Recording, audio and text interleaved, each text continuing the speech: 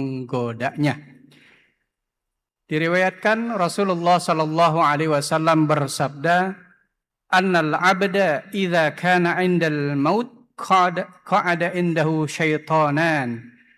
Bahwa seorang hamba yang akan meninggal dunia akan duduk di hadapannya dua syaitan. Al-wahid an yaminihi wal akhar an shimalihi, di mana setan yang pertama berada di sebelah kanan orang yang akan meninggal dunia dan yang satunya berada di sebelah kiri oleh orang yang akan meninggal dunia. Kemudian oleh setan yang berada di sebelah kanan, di mana setan ini akan menyerupai ayah dari orang yang akan meninggal dunia. Dia pun membujuk, merayu orang yang akan meninggal dunia itu agar mati dalam keadaan Yahudi. Ketika tidak mempan, maka menggodalah setan yang berada di sebelah kiri, di mana setan yang ada di sebelah kiri ini akan menyerupai, menyamar sebagai ibu daripada orang yang akan meninggal dunia. Ya. Dalam riwayat yang lain, penyamaran ini bisa juga kepada orang-orang terdekat dari yang akan meninggal dunia. Bisa pamannya, bibinya, adik atau kakaknya. Bagi orang yang senantiasa menjaga keimanan dan juga amalnya, tidak perlu khawatir dengan godaan-godaan setan yang datang ketika ajal akan tiba. Terlebih ketika kita senantiasa membaca doa yang terdapat dalam surat Ali Imran ayat 8, doanya sangat masyhur. Rabbana la tuzigh qulubana ba'da idh hadaitana wa hab lana min ladunka rahmah innaka antal wahhab. Di mana arti daripada doa ini adalah Rabbana, wahai Tuhan kami, la tuzigh qulubana, jangan engkau gelincirkan hati kami, jangan engkau robah keyakinan, keimanan, keislaman kami, ba'da idh hadaitana, setelah engkau memberi petunjuk kepada kami, wahab lana, anugerahkan kepada kami, min ladunka, dari sisimu, rahmah, rahmatmu, kasih sayangmu. Diriwayatkan bahwa bagi seorang yang beriman dan menjaga amalnya, ketika setan-setan itu menggoda dirinya, akan datanglah malaikat rahmat. Siapa itu malaikat rahmat? Yaitu Jibril alaihissalam. Di mana ketika Jibril datang, maka lari tunggang langganglah setan-setan yang mencoba menggoda itu.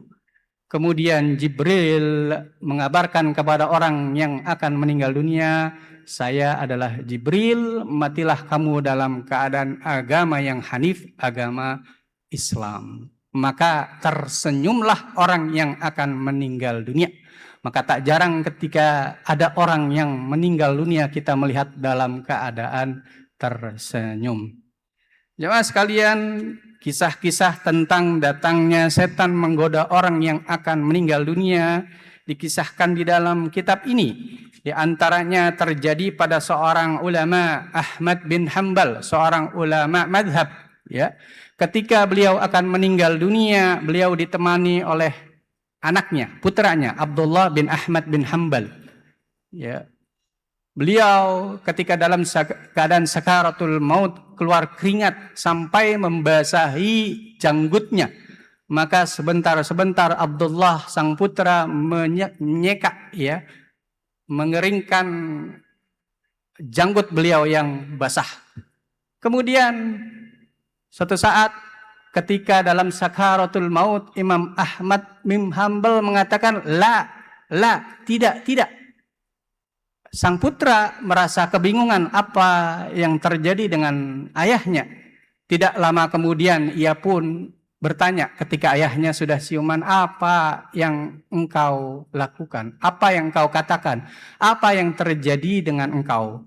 Kemudian Imam Ahmad bin Hanbal pun mengatakan, inna syaitana qa'imun bihidai, bahwasanya setan baru saja datang menggodaku, dan aku katakan kepadanya, tidak.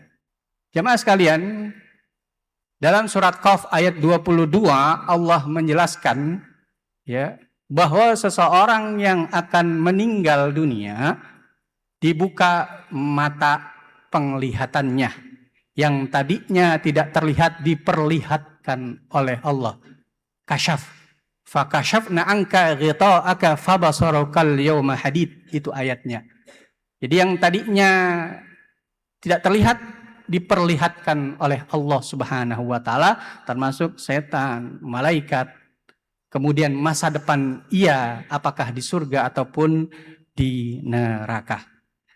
Kisah yang lain terjadi terhadap seorang syekh yang bernama Abu Ja'far Ahmad bin Muhammad Al-Qurtubi, di mana ketika beliau akan meninggal dunia ada yang berusaha untuk mentalkin beliau, "Qul la ilaha illallah," katakanlah wahai syekh, la ilaha illallah. Tapi apa yang dikatakan oleh syekh tersebut? Fakana yaqulu la. Beliau mengatakan justru tidak. Ya. Beberapa saat kemudian ditanyalah kepada Syekh sebelum beliau wafat, apa atau maksudnya apa beliau mengatakan tidak. Maka beliau pun mengatakan, atani syaitanan an yamini wa an shimali.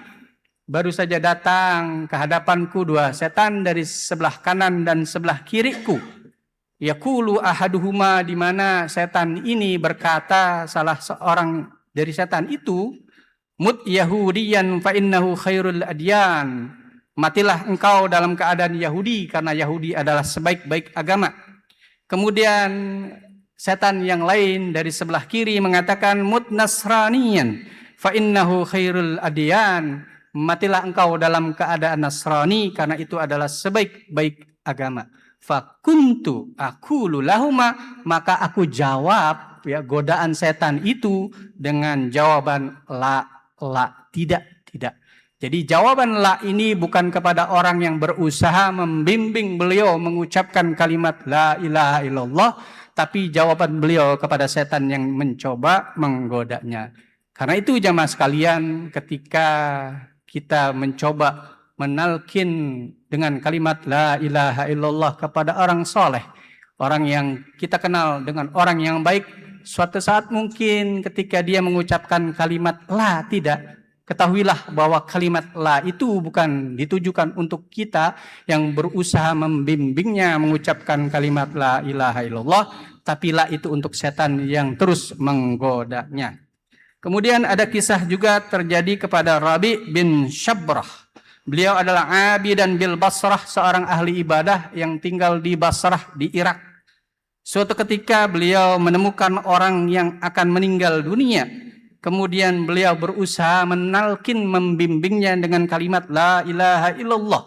Tapi apa yang terjadi? Orang yang akan meninggal dunia ini malah mengatakan isyrib wa askini, aus, kasih aku minum, gitu kan. Kemudian dengan sabar Syabrah terus berusaha untuk menalkin orang ini agar mengucapkan kalimat la ilaha illallah. Bukannya kalimat la ilaha illallah yang terucap dari orang ini, malah ia mengucapkan asyrah, ahada asyrah, ithna asyrah, 10, 11, 12. Sampai akhir hayatnya dia tidak mengucapkan kalimat la ilaha illallah. Setelah kejadian itu ditelitilah latar belakang orang tersebut. Ternyata orang tersebut adalah orang yang disibukkan dengan dunia untuk mencari keuntungan, mencari cuan. Yang dipikirkannya adalah dagang untung, bisnis untung. Dia melupakan kewajibannya kepada Allah. Dia lupa sholat, dia lupa zakat dan seterusnya. Kemudian ada disebutkan di dalam kitab ini juga kisah Yunus bin Ubaid. Yunus bin Ubaid adalah seorang bazzaz. Bazzaz ini seorang pedagang rempah-rempah, di mana dia nggak mau melakukan transaksi di sore atau malam hari ketika sudah agak gelap. Beliau ingin transaksinya terjadi di siang hari saat terang, di mana konsumen bisa melihat kualitas barangnya. Kalau memang bagus-bagus, kalau jelek-jelek. Tidak seperti kebanyakan ada di antara pedagang-pedagang sekarang yang justru memainkan cahaya, di mana Di toko kelihatannya barangnya bagus, begitu kita bawa pulang ternyata ada yang busuk-busuk gitu ya. Nah, Yunus bin Ubaid nggak mau seperti itu. Beliau fair, ketika barangnya bagus maka konsumen melihat bagus. Kalau jelek ya konsumen juga bisa menyaksikannya secara langsung. Dan Yunus bin Ubaid dia punya timbangan tapi timbangannya udah rusak, maka dia nggak mau lagi pakai timbangannya itu untuk berdagang. Maka ia mensyaratkan kalau orang yang mau beli rempah-rempah dari dirinya, ya ukur sendiri, timbang sendiri. Kalau punya timbangan, pakai timbangan sendiri. Kenapa bisa saklek seperti ini? Karena dia punya pengalaman pribadi, di mana suatu ketika Yunus bin Ubaid ini melihat, menemani orang yang akan meninggal dunia. Beliau mencoba untuk menalkin, membimbingnya untuk mengucapkan kalimat la ilaha illallah. Namun apa yang terjadi, orang tersebut malah famta'ado, melotot, mendelik. Dengan sabar Yunus bin Ubaid mencoba terus untuk membimbing orang tersebut untuk mengucapkan kalimat la ilaha illallah. Tetap saja melotot orang tersebut ya. Malah orang itu akhirnya mengatakan, udah nggak usah bimbing saya gitu kan, doain saya aja gitu kan. Lisan saya berat, ya, lisan saya berat untuk mengucapkan kalimat itu. Ternyata setelah diselidiki, setelah wafatnya orang tersebut ketika berdagang suka mencurangi timbangan. Dan masih banyak lagi jamaah sekalian kisah-kisah tentang akhir hidup seorang. Karena itu kita mohon kepada Allah Subhanahu wa taala agar senantiasa diberi hidayah dan taufik sehingga kita senantiasa bisa melakukan kebaikan demi kebaikan tiap harinya, dan pada akhirnya ketika akhir hayat kita bisa dengan mudah mengucapkan kalimat la ilaha illallah. Demikian, wallahul muwaffiq ila aqwamit thoriq. Wassalamualaikum warahmatullahi wabarakatuh.